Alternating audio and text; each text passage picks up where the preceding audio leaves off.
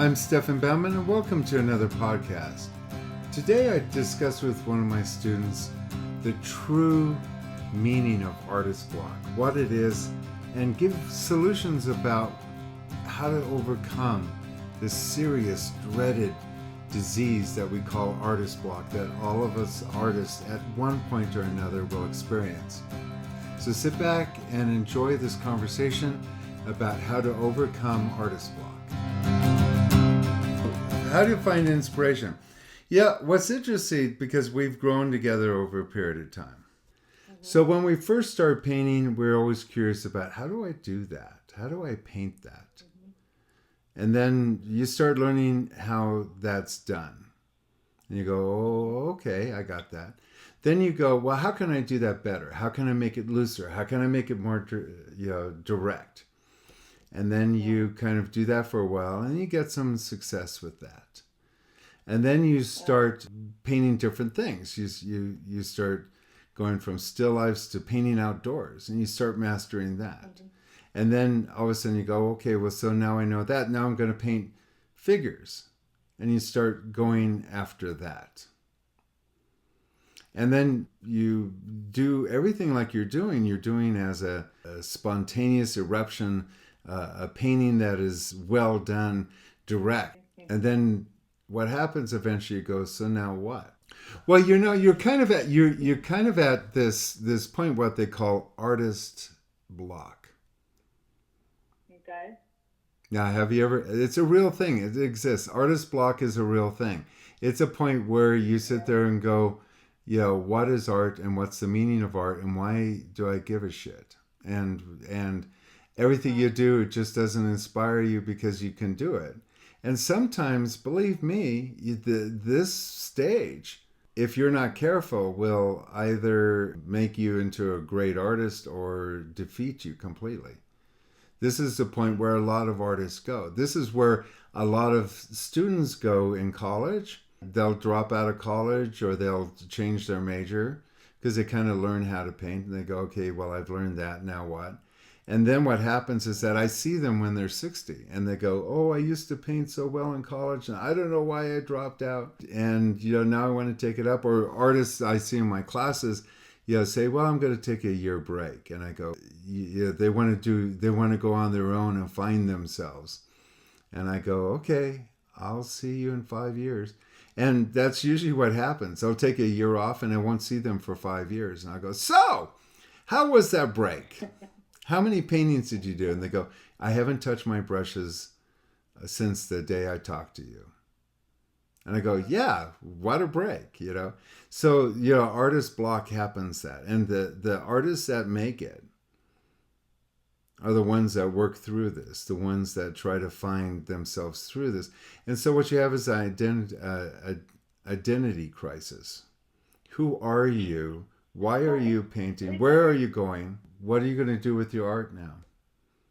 Where are you going to go? What is this all about? What's the meaning of being an artist? And this is the hardest challenge. When I bring students to a certain point, it's now, who are you? It's interesting that I have this issue with you today, because on the exact opposite, I have a student that found her north. She was with me for a while, and then she kind of found an interest in painting some of her heritage, because I told her, I said, you have this, she's from India, and I say, you have this really rich, wonderful heritage that only you, as being from where you are, has the integrity to produce. And I said, there's a lot of people in the world would love to see your work that are from that country, that would collect your work, because it brings them home, And she's like, yeah, well, I kind of escaped that area, and it's like I moved here, and so I'm not really that connected with it. Well, she left. She started finding some history of her family, and her grandfather owned a company in India that would take ink blocks and make fabrics out of them, dye blocks, and put the patterns on with ink. Yeah. Yeah. with pigment and stuff. So Pretty harsh one. she started researching that over here. And just so happens that last month she decided that there was a wedding, so she went to India for a month. And I said, "Well, bring your paints and stuff." She says, "No, I'm going to be too busy." So she calls me this morning. She says, "Guess what?" And I was surprised because she didn't call me for a couple of weeks. She wasn't supposed to be Yeah. back for it till the beginning of next month. And I said, "Well, I'll hold your place open." And so she calls me up and she says, "Guess what? I'm here for 6 weeks now. We're stuck." She can't get back into the country again Oh because yeah, of I the know. That's corona, true. right? So she's stuck there. So, uh, but meanwhile, she has grown this wonderful relationship with her grandfather who used to make these textiles. And he has Hmm. totally started to bring out, I mean, it's to change the relationship. And she has totally started really getting into the history of her province and her grandfather and her grandmother and aunts and uncles. And they're all bringing her these wonderful family heirlooms that she didn't even know half these things existed. And she's putting together compositions over there. And she's really found a passion to create a goal or something that really connected her with her art. And I feel that that's kind of missing with you is that you need to find a connection with Uh-huh. your painting, a passion. And one of the things that you're fortunate is that you live in the place that you are and you're going to be moving. And Hmm. this is the time right now where you really kind of need to become aware of just being where you're at. I mean, you're in Hmm. Prague. You're in the most beautiful city in the world. You'll never have the feelings of being someplace like Prague again because you're going to Moscow. That's going to be a whole nother thing. Hmm. I feel that you really need to focus in on who you are there, what it feels like to be there, what it is to be in your apartment there, what it is to walk the streets there. Instead of having external things out there, you need to be internal to see what your relationship is to everything. I mean, including even like doing a painting of a corner of your kitchen, interior scenes of your apartment. Because when you go to Moscow, you will never paint another Yeah. painting from Prague again. You will look back and you'll go, wow, I could have painted my balcony and my view, like Monet did. I should have painted my little awkward Prague kitchen because in Moscow it's going to be different. What we need to do is actually start because painting is autobiographical. When you go to Italy, you paint Italian scenes. When you're in Prague, and the thing that you have to get though is like with Monet, you know, he had Monet ended up having a wife and kids, and so she probably nagged him, "Don't go to London again. Don't go to Europe. You got kids now. You got to stay at home. Who's going to help me be the babysitter and all that?" So he built a garden in his backyard, and he was stuck there. So he had to find inspiration. So he put it in his backyard, and even then, you can imagine painting that one stupid garden. Yeah, it's great, for a one-time thing. But imagine spending the rest of your life painting that garden. You go, pew, you know. Uh, so, but the thing is, it's always you got to find. See, and you're always saying, I got to find the inspiration. Do I paint figures? Do I paint still lifes? It's like no, you got to find the inspiration in the light. You got to find inspiration in lighting and effects, and even if you're going to paint your living room, it's about you know lighting your living room. Painting your husband reading by a night light in your living room in Prague becomes an extraordinary painting 10 years from now, 15 years from now, when they do a retrospective of you. And you've got to think about you as an artist, as a person living.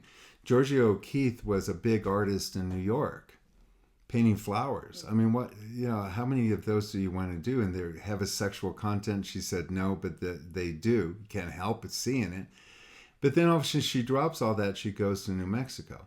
Had she stayed in New York, we wouldn't even know her name, because those paintings were nice, but they weren't anything that was artistically valuable. She goes into New Mexico, and she said she had to learn how to paint all over again, because now she's in the middle of the desert. There are no flowers. And she had to find inspiration in a daily walk. And she would find a skull, and she'd say, what's the meaning of this? What did the cow see as it fell here? What was its view? How did it feel? What does it feel like? What is it like being there? You're kind of at that same spot that she was when she moved to New Mexico, saying, so who am I? What's my life? How do I record this? How do I find meaning in this apartment where I'm stuck now because of the virus? This is my environment. How do I paint that feeling of being isolated? Even for any purpose, but 10 years from now, to have the painting hanging in your apartment in New York, because you're probably going to be in Moscow for a few years, and then you move somewhere else. And let's just say you're going to have that painting, and you're going to point to somebody in your family, your grandkids or something, and you go, this is my apartment in Prague when we were there, and we were isolated because of the virus. Can you all of a sudden see the importance of your work being autobiographical about your life? This is what I look like. This is me sitting in that apartment, or my husband sitting in an apartment. This is our kitchen. These are the artifacts. It's not just a still life. Don't just paint me some flowers that you could go buy at the flower store. Paint me your kitchen set up with the dishes and stuff you have right now. When you look at Van Gogh, you look at the potato eaters, and you look at his little room that he painted. We celebrate those paintings that are just awkward moments in his life. Mm-hmm. How do you paint the plague? How do you create something that has that kind of meaning? Because we're going through a plague right now. This coronavirus is worldwide. How do you interpret that in art? How does it affect you? Now you have a mission to think about. It seems a lot more important than just putting an orange down and painting it. You know how to paint now. Now you have a responsibility to do something with it. And you know that it feels that way. That's why you get bored. Yeah. And you need to redirect your inspiration.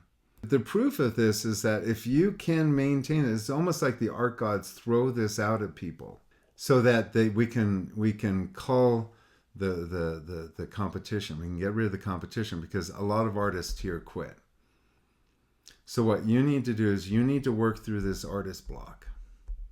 You need to find inspiration.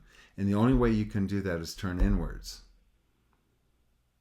And when you get that art is about you and not about what you paint, you will have a new opening.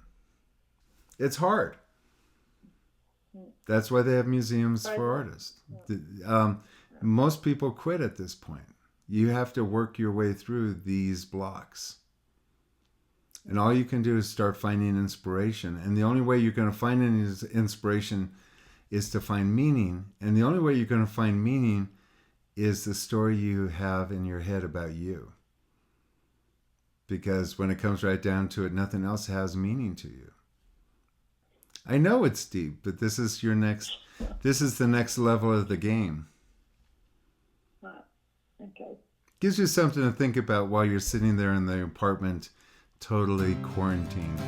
And I'll talk to you next week. So there you have it. Hopefully you discovered some interesting ways to deal with artist block.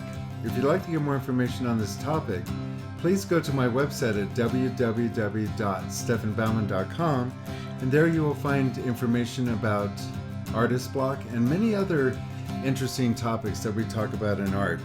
You can also get some information about my PBS television show and my YouTube videos. There you can register for a free book, Everything I Know About Landscape Painting.